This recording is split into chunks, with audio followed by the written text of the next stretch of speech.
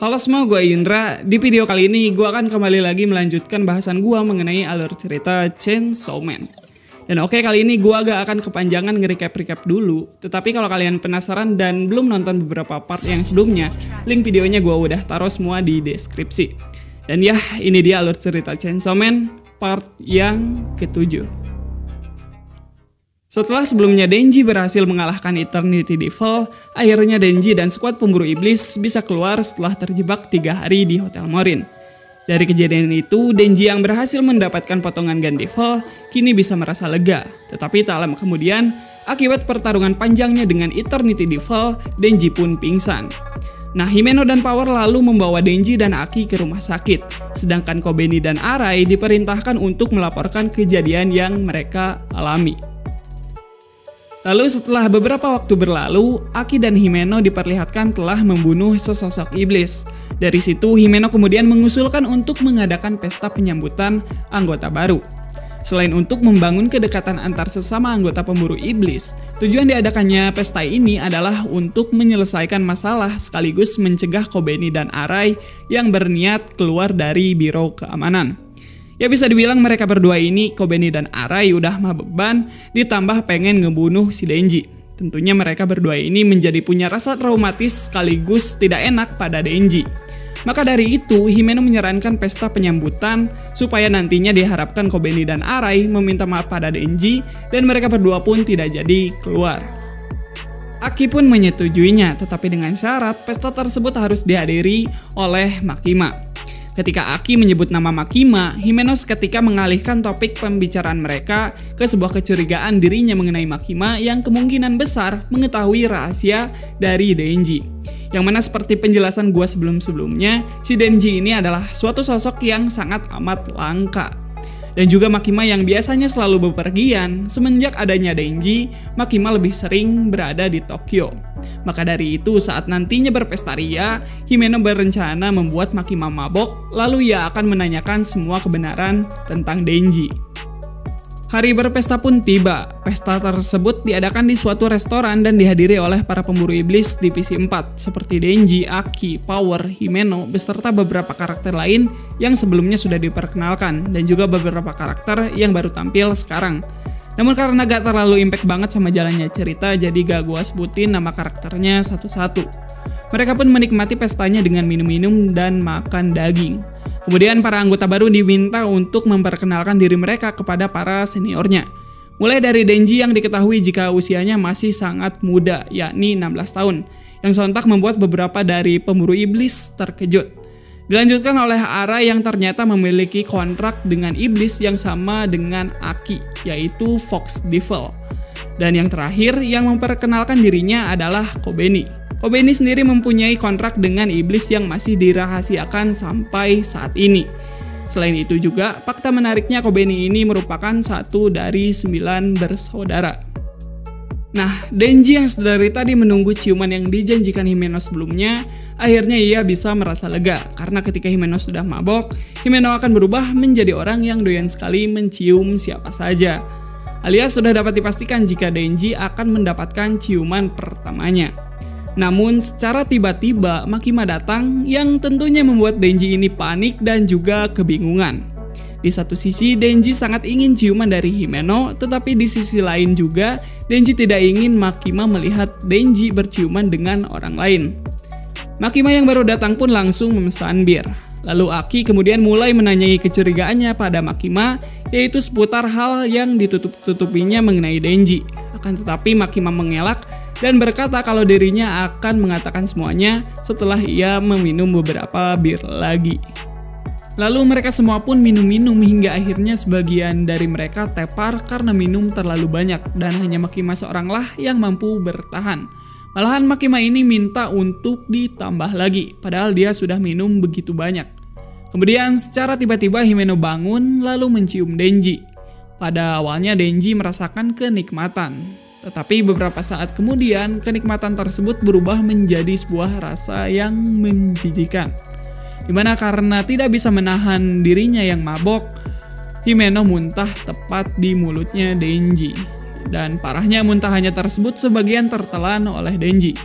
Semua orang yang melihatnya lantas memiliki reaksi yang berbeda-beda. Ada yang kaget, jijik, menertawakan, ya pokoknya beragam lah.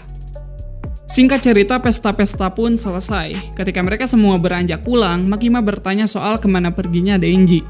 Karena saat itu Denji tiba-tiba menghilang entah kemana.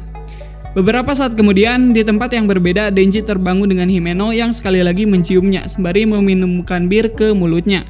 Nah, Himeno yang pada saat itu dalam keadaan mabok, kemudian mengajak Denji untuk bersetubuh. Karena pengaruh bir yang diminumkan oleh Himeno, Denji ini jadi kayak orang setengah mabok. Dan karena hal itu, awalnya Denji mau dengan ajakan dari Himeno.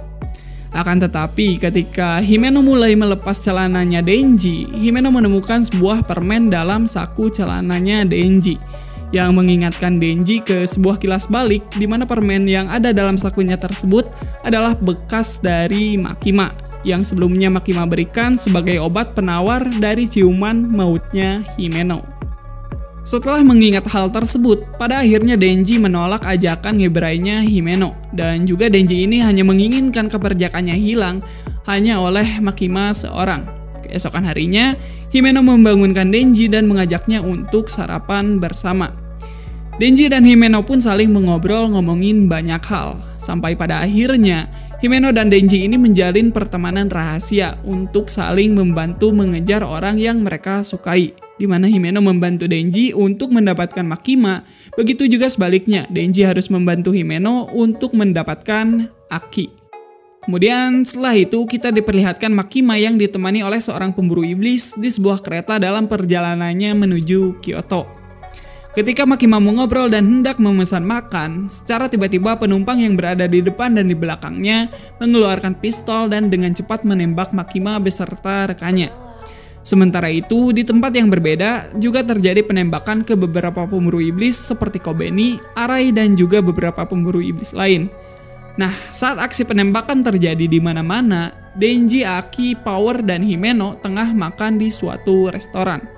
Hingga tak lama setelah itu mereka pun mendengar suara tembakan, yang tak begitu mereka tanggapi dengan serius.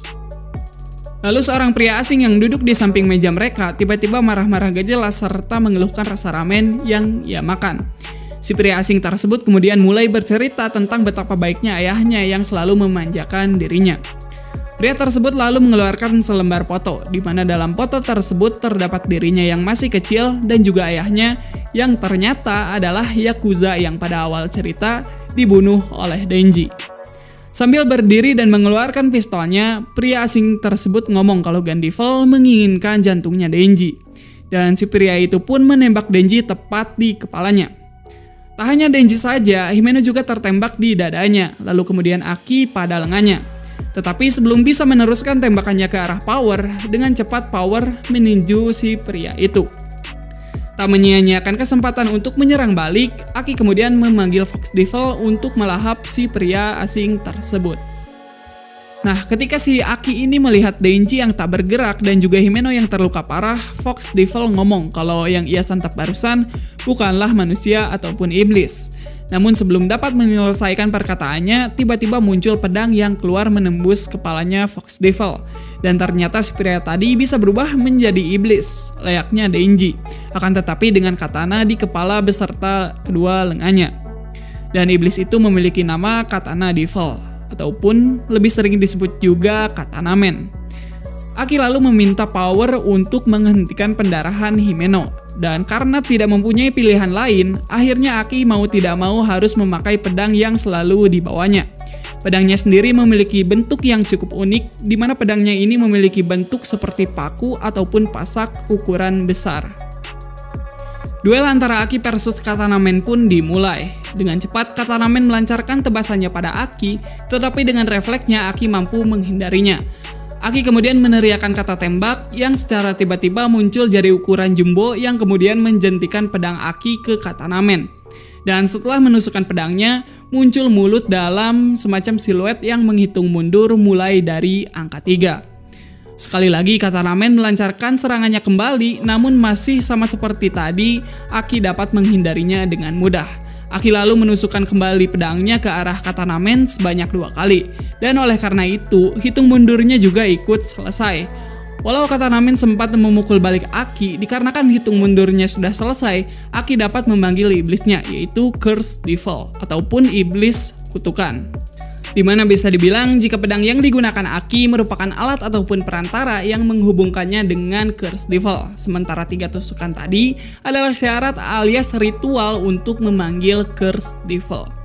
Saat kemunculannya, Cursed Devil langsung menggenggam Katana Man. Lalu tubuh Katana Man ini diangkat dan sekilas Katana Man ini terlihat dibawa ke tempat yang berbeda.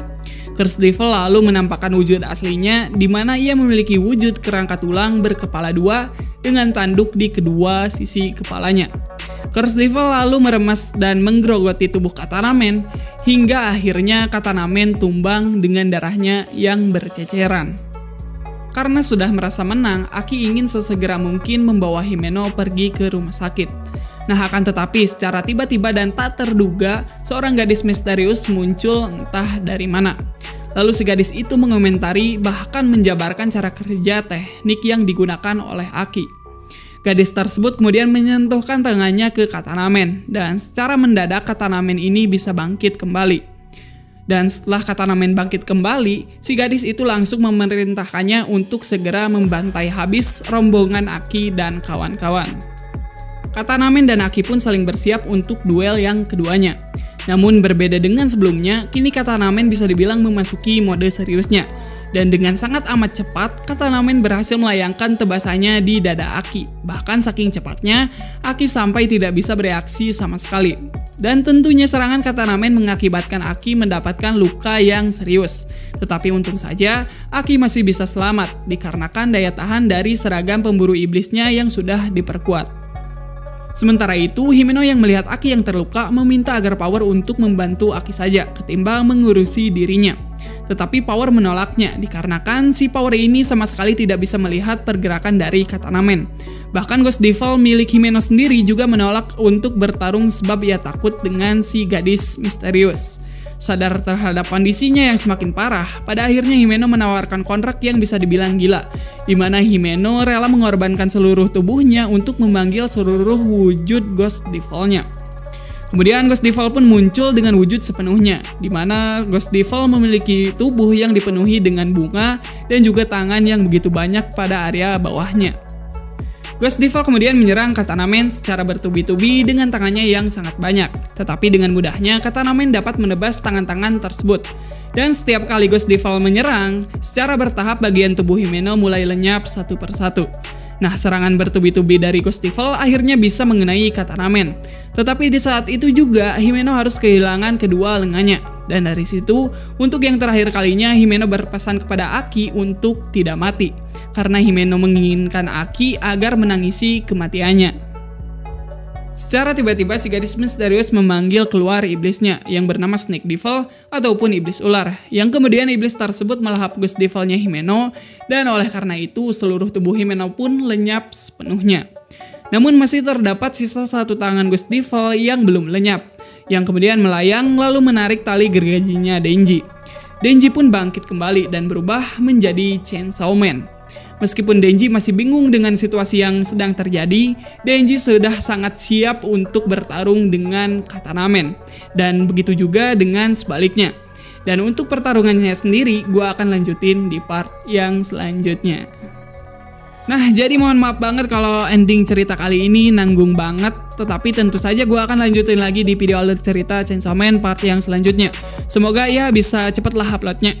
Terima kasih buat kalian yang udah nonton sampai habis. Kalau ada yang salah ataupun keliru, langsung tulis aja di kolom komentar. Kalau kalian suka dan tertarik dengan bahasan gue mengenai Chainsaw Man, jangan ragu buat pencet tombol like dan subscribe-nya. Sekian gue Indra dan sampai jumpa di video selanjutnya. Matanah.